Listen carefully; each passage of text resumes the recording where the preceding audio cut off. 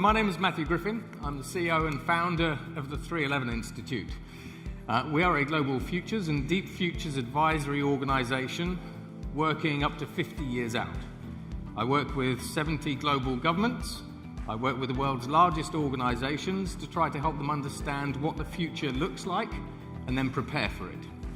And yesterday, rather ironically, I was talking about the future of artificial intelligence with Google and the impact that it was going to have on their own workforce and how we restructure Google in New York. So, in this presentation, what I want to do is I want to show you the things I don't think you've seen. So I first identified generative artificial intelligence with Bloomberg in 2017, and that's on the YouTube channel. So in 2017, we saw what would eventually then become in 2022, ChatGPT. And I don't know if you've heard of ChatGPT or if it's affected any of your plans at all, but I think you might have. So, this is the agenda. We're going to be having a look at the AI era, because when we talk about the future of banking, maybe I should just put up a single slide and say, AI, right? Then we could all get to the bar quicker, but that'd be cheating. Emergent challenges, and then decision time. I'm going to try to get at you to the point where by the time you leave here, I'm going to make you question whether you are a bank or a technology company. You have two choices. Now, as we have a look at SpaceX are launching low Earth orbit satellites, which are going to be connecting another 500 million people by the end of the decade. That's 500 million new banking customers. If you're in Africa, 66% of people in the sub-Sahara do not have an internet connection.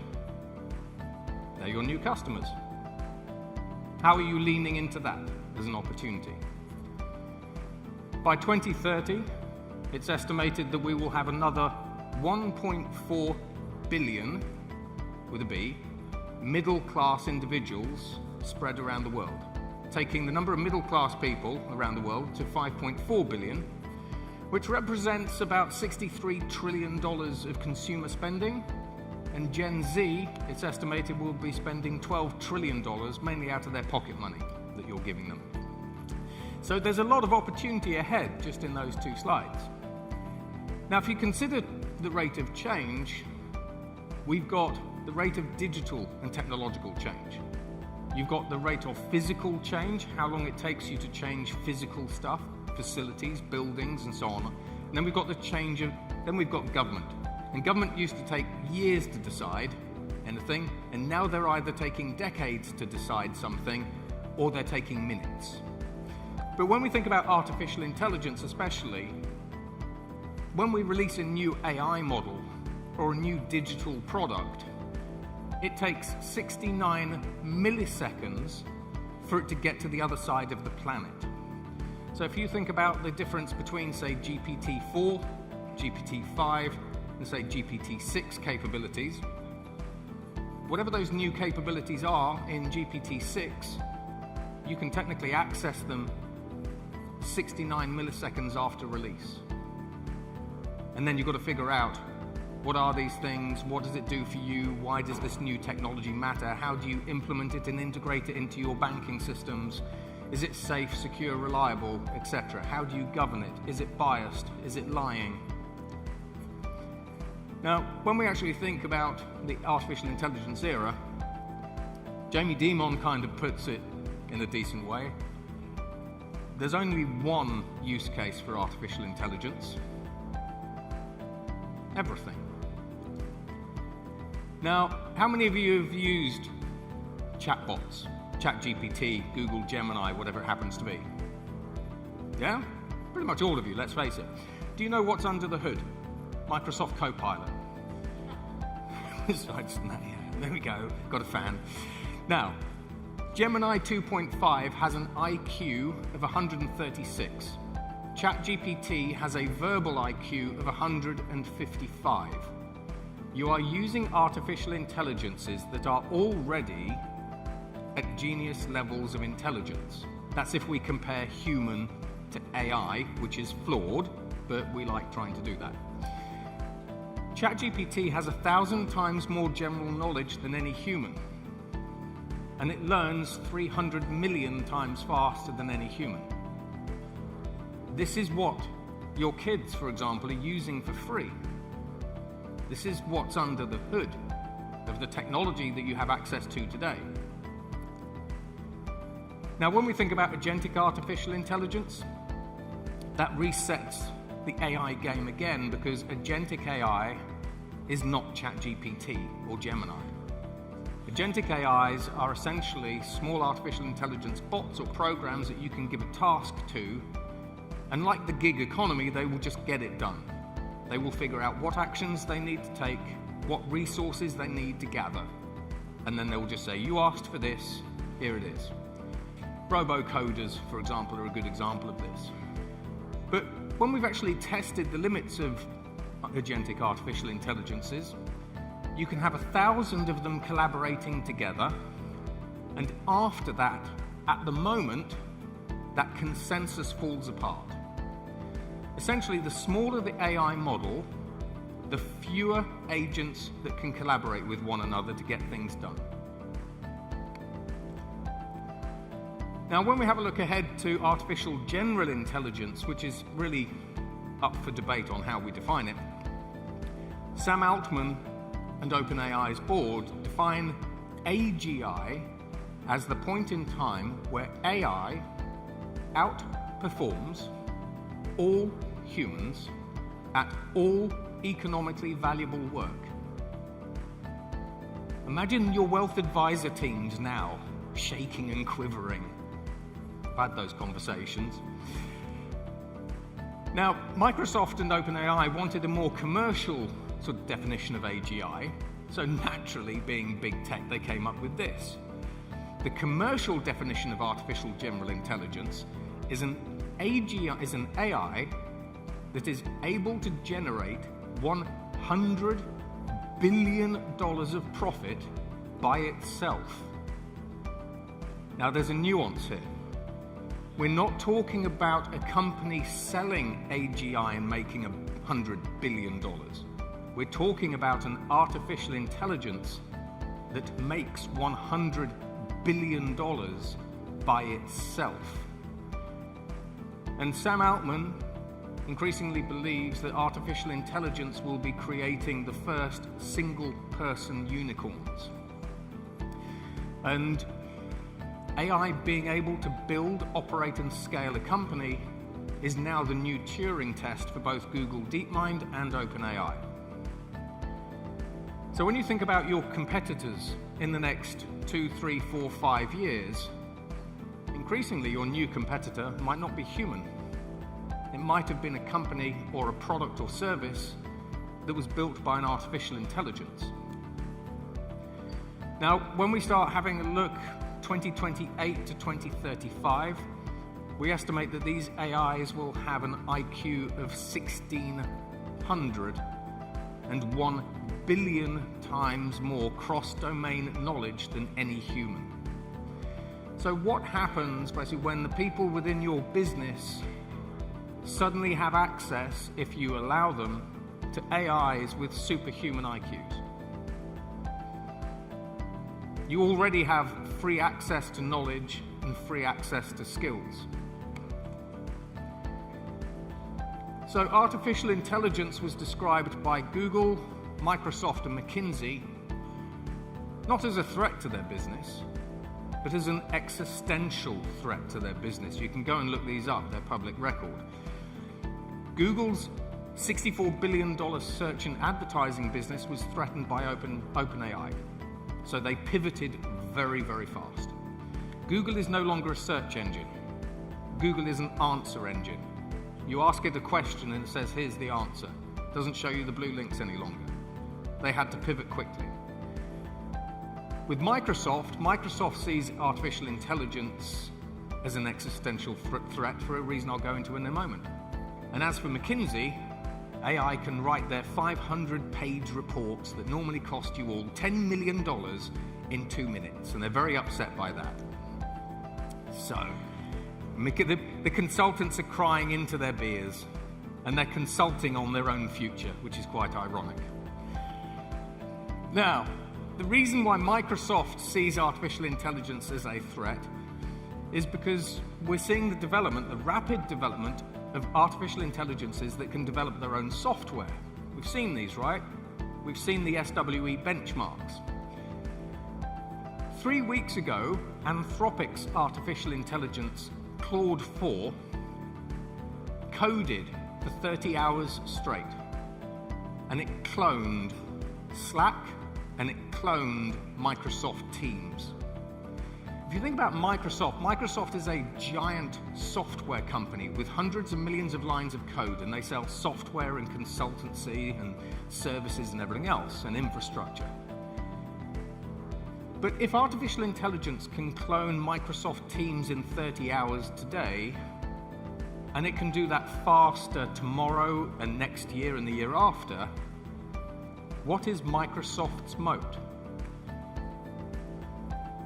If I cloned Microsoft and came to you and I could execute it, I could say, don't buy the products from Microsoft. Use my operating systems, use my Office products, use my Azure products. AI is eroding your moat as banks and financial services providers faster than ever before. Now, when we have a look at the use of agentic artificial intelligence, at the moment we go from generative AI to agentic AI, etc. In time, I think that agentic AI will allow you to create adaptive core banking systems, adaptive integrations, and adaptive products. If you think about the products that you've developed, your user interfaces, your apps, etc., they're all code, really. If artificial intelligence can rewrite code in real time, what's stopping it from updating your products in real time? So continuous test and release.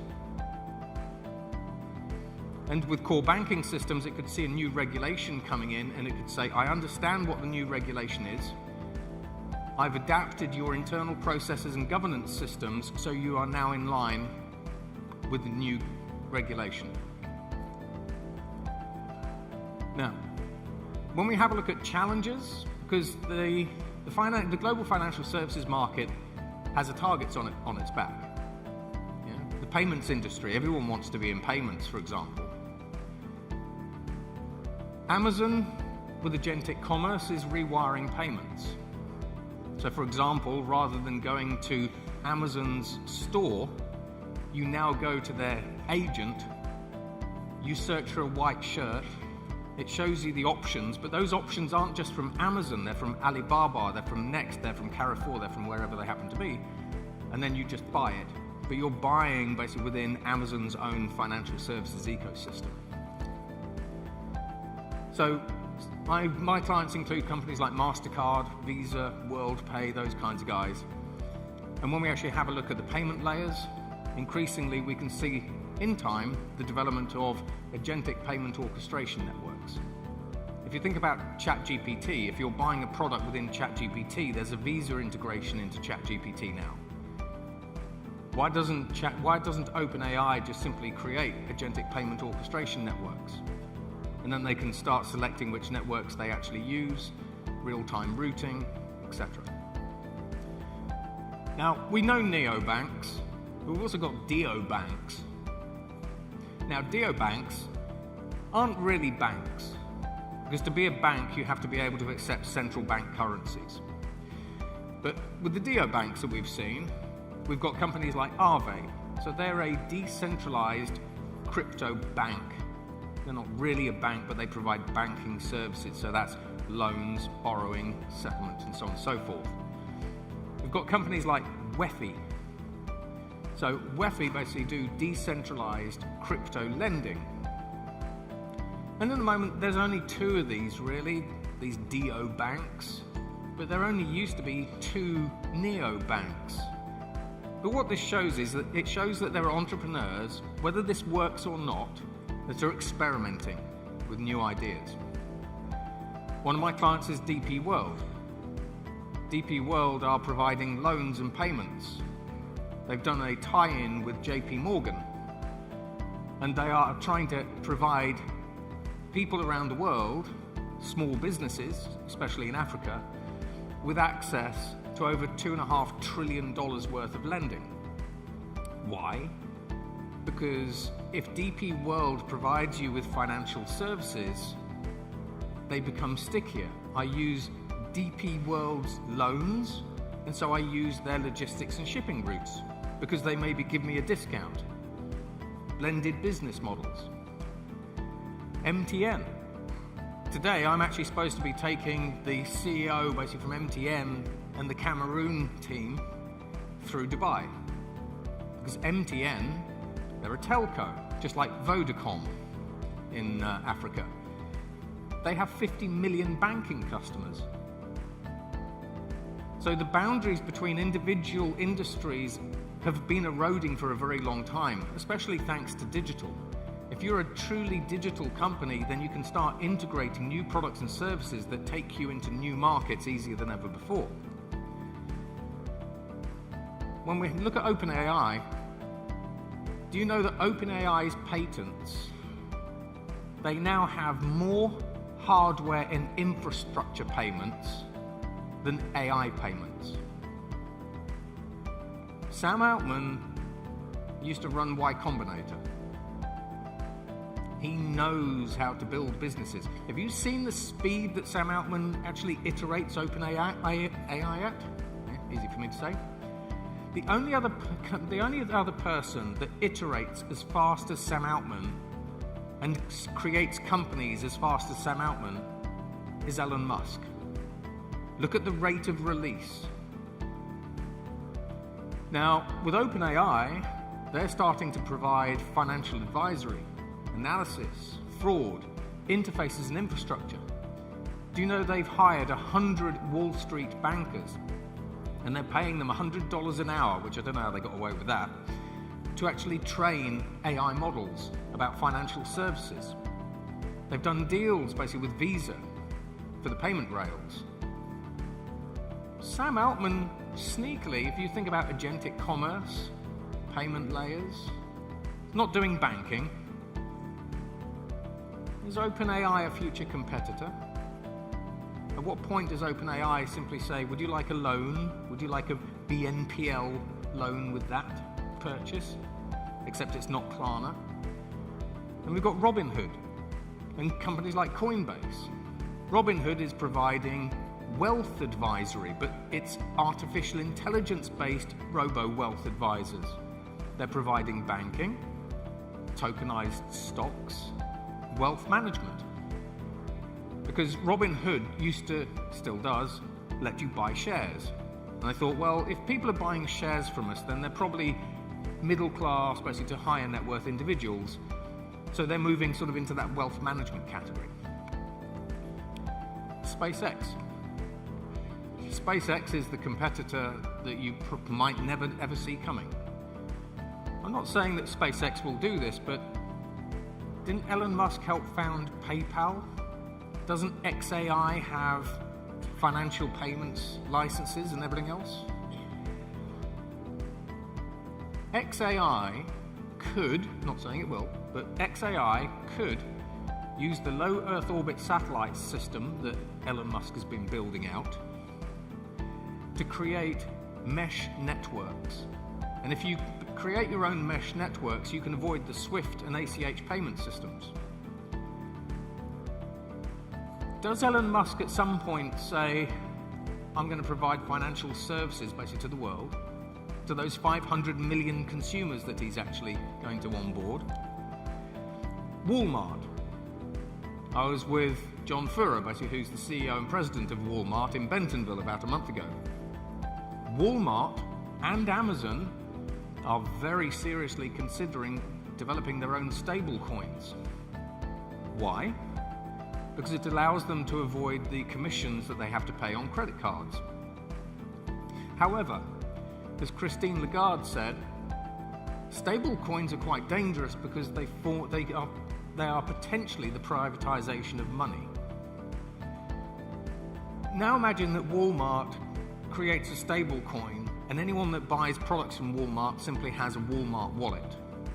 And they put in some fiat currency, they put $100 basically into their Walmart stablecoin,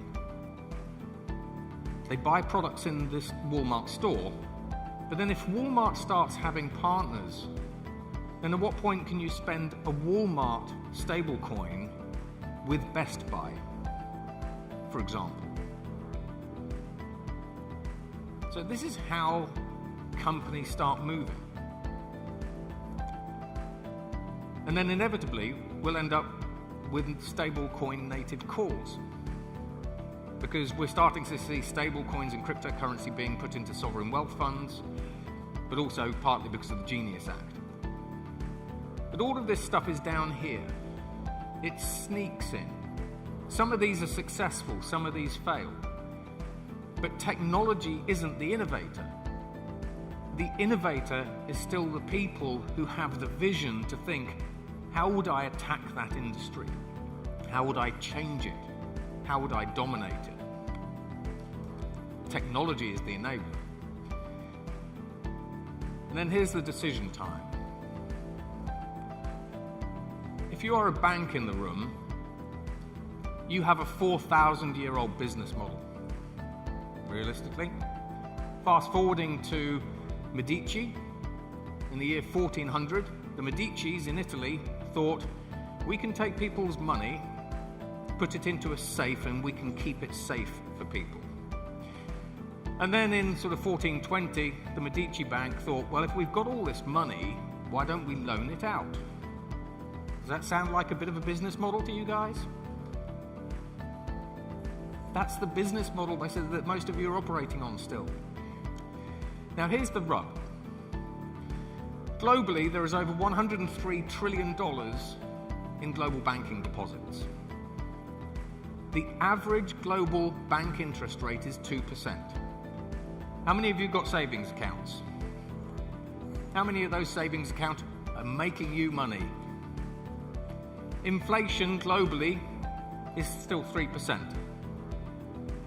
I have a business bank account and I have a personal bank account with HSBC. HSBC makes me poorer as a consumer. That they charge me some fees.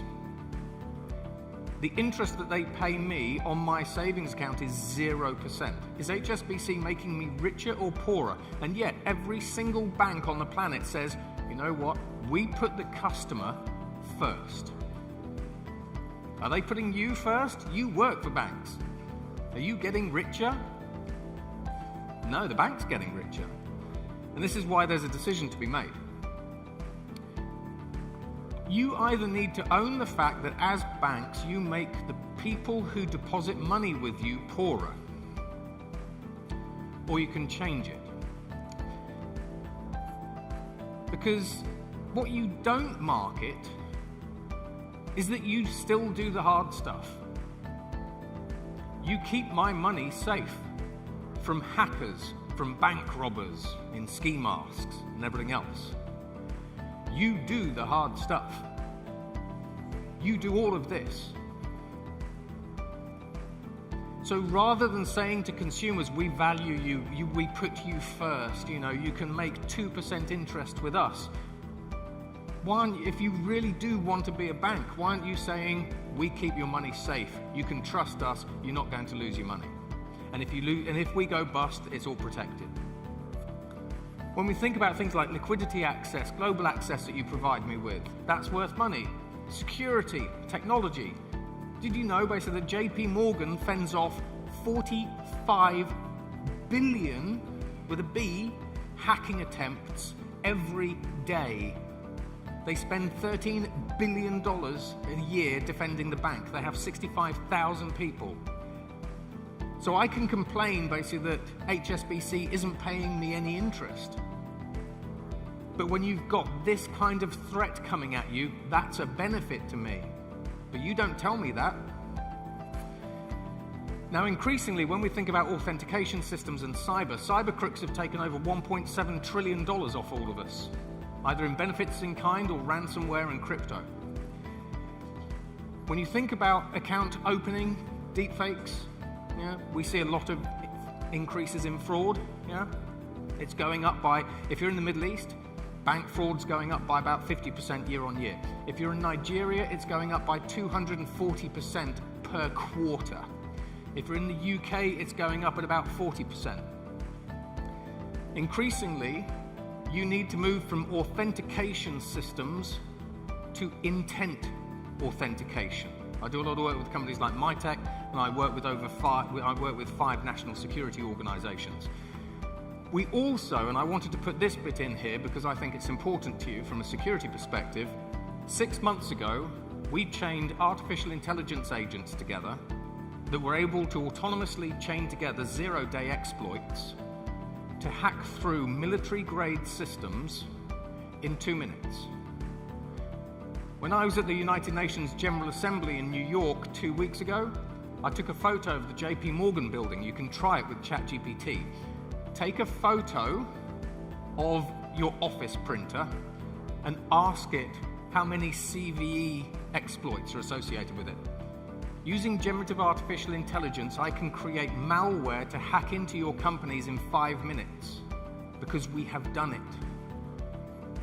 So cyber is going autonomous, and the number of attacks against you are going to grow exponentially. You haven't seen anything yet. So are you a bank that does the hard stuff? Because the hard stuff's getting harder. Compliance and everything else. Now fundamentally, as banks globally, you spend $700 billion to be better banks. And as banks, you know basically that your market share next year, if you're lucky, might creep up by 0.5%, right? How many of you in the room are looking at each other and going, yeah, we managed to get 0.1% extra share this year. Wow, that's great, well done. I'm going to show you how you can access a fundamentally different market to grow way beyond 0.1%. Now, Fintechs, realistically, the majority of them are just banks with the Medici business model with a fancy user interface. I mean, think about it. Fintechs, do you want a credit card, savings, loan, sir? And if we really want to sort of go sci-fi, basically, then over in Silicon Valley, we've actually got a couple of Web3 social virtual reality banks, because we need those. Now, so are you being a bank? Or are you doing something else? Now, Bank 5.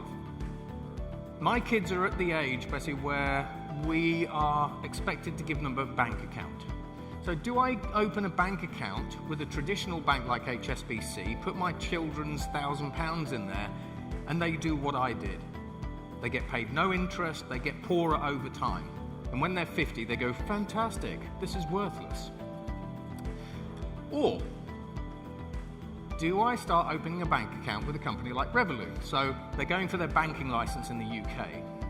But this means basically I can put my government-backed currency into Revolut, so that's the deposit. But they start tapping into decentralized finance. So now I could start doing crypto staking. My crypto stakes on Coinbase are making 13% APR. Nice return. That beats inflation, even when taxes actually sort of apply to it. But Revolut, when they first started out, they said, we're going to be a fintech, but they very quickly said, we're not a fintech, we're a super app. Now, if you're a bank, you're going to fight over market share of a couple of percent. If you're a super app, you can sell anything that you like in that super app.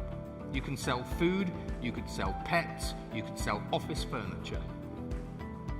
This takes them from a market of people who want to do banking to a market of people who are buying anything, the $63 trillion opportunity. Increasingly, when we have a look at the impact of artificial intelligence, we see the development of AI to AI liquidity networks. Now we move on. BAS 6. This was talked about earlier by Rabobank. Banking as a service. Are you a bank? If you're a bank, you're going to do the best to be the best bank that you are. Or are you going to provide embedded banking services and own the plumbing to be everywhere for everything? What's the bigger market? What's the bigger opportunity? In this space, if you own the, shall we say, financial services plumbing, your addressable market opportunity is 4.5 billion connected people, 5 billion by the end of the decade. One of my clients is Samsung. I can turn a Samsung fridge into a bank. I can get this fridge to be capitalized with about $300 billion of cash. And here's how. I'm a consumer. I have a smart fridge that Samsung gave to me for free. I take the milk out of the fridge. I've now run out of milk. The smart fridge says, you've run out of milk. Would you like me to buy you some more? And so I say, yeah. Normally, I might pay, say, €1 for that milk. But the smart fridge knows that everyone else in Athens has also run out of milk, so it forms a buying consortium. It goes out basically to the local supermarkets and says, we need 1 million pints of milk, give us your best price. So it buys my milk and it buys your milk, but it's now bought my milk for 50 cents. And it says, Matt, I saved you 50 cents on your milk. Would you just like to keep that in your bank account? Or would you like me to invest it for you?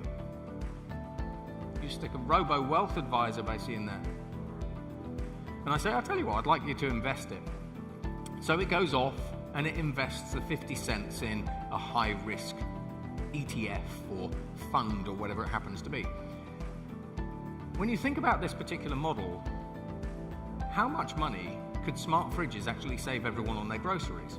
When you do the maths in the UK, this model could actually generate around $300 billion in cash deposits very quickly. You can turn anything into a bank or a financial services platform. But are you the bank behind that, or are you the banking as a service behind that? And then next, once you start owning the plumbing, which gives you access to a market of 4.5 billion people, start owning the ecosystem. You can start buying the decentralized exchanges. You can start buying whatever it is you want to buy.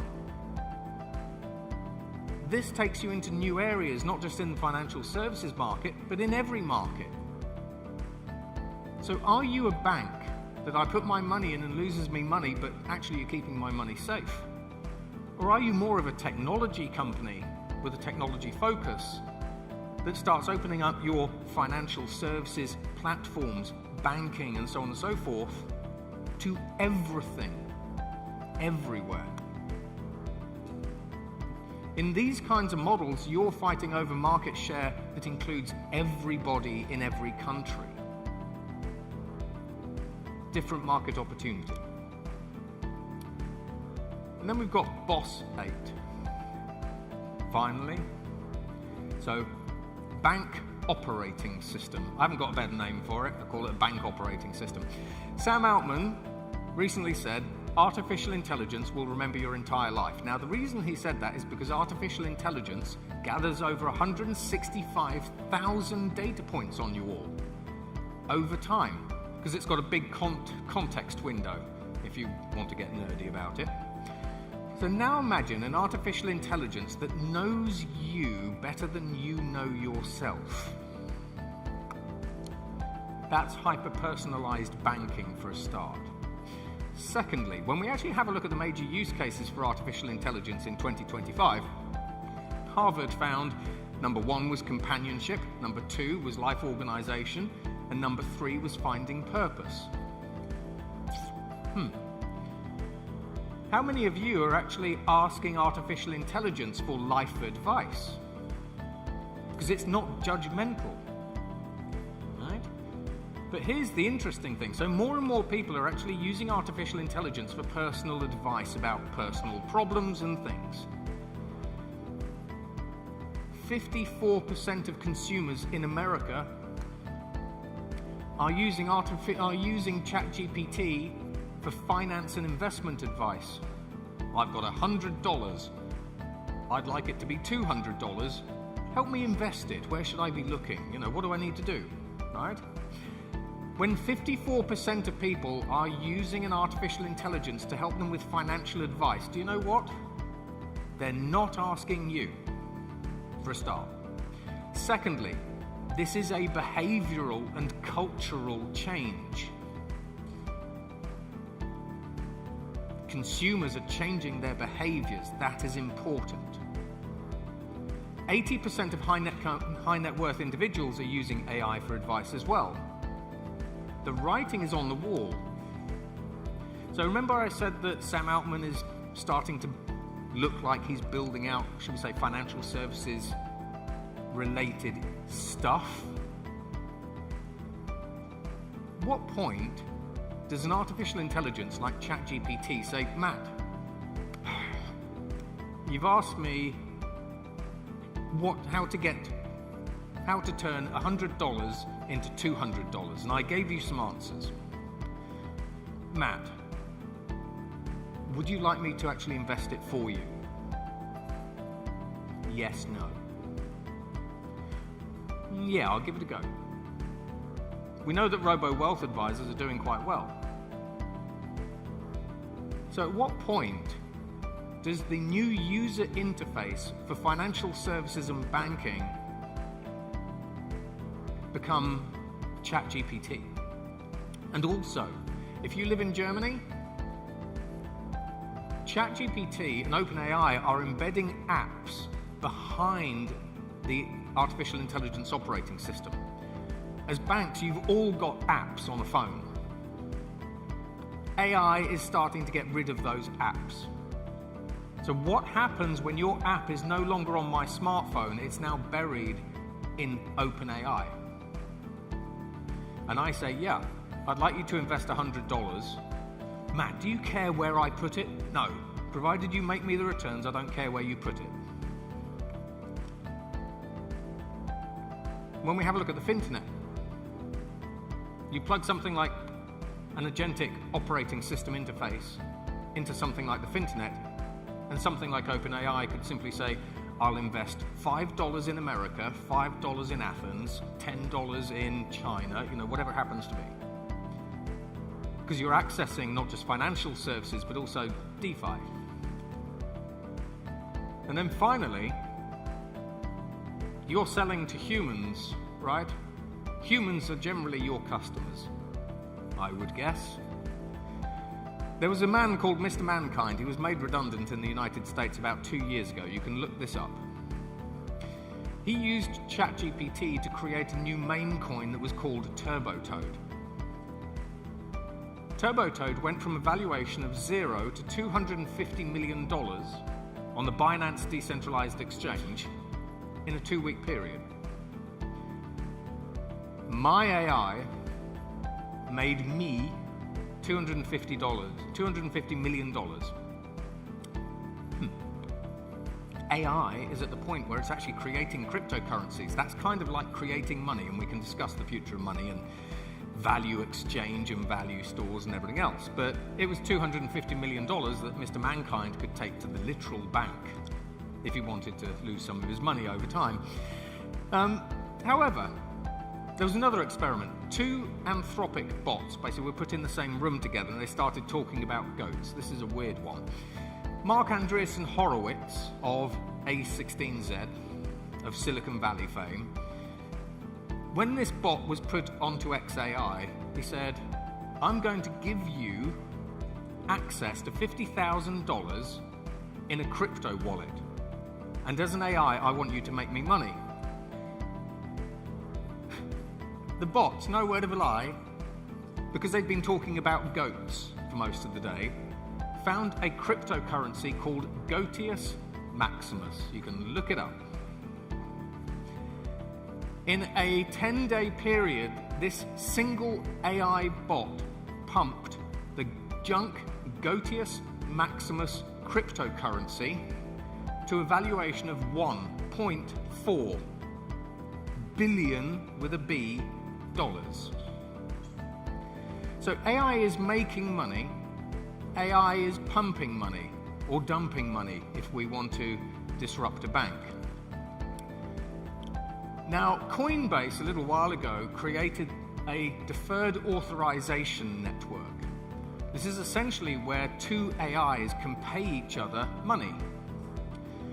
So now consider this. What are you doing when it comes to the AI spending money economy? Because I'll give you an example. After this event, basically, I get into an Uber. I pay Uber $20 to get to the airport. If it's a self-driving car like the ones that I went in yesterday in New York, the Uber can spend some money buying itself a better optimization or routing algorithm. And it might pay like 1/1000th of a cent. But we've got AIs that can make money, pump and dump money, and that can spend money. Could AI be a customer of yours? I'm not saying it will be, but what happens when AI starts creating money, managing different parts of the global economy, and when AIs start spending money with other AIs? As a financial services organization, let alone bank, there's got to be a lot of money in that, right? How do you play there? There you go. So thank you very much for your patience and your time. I hope you enjoyed that.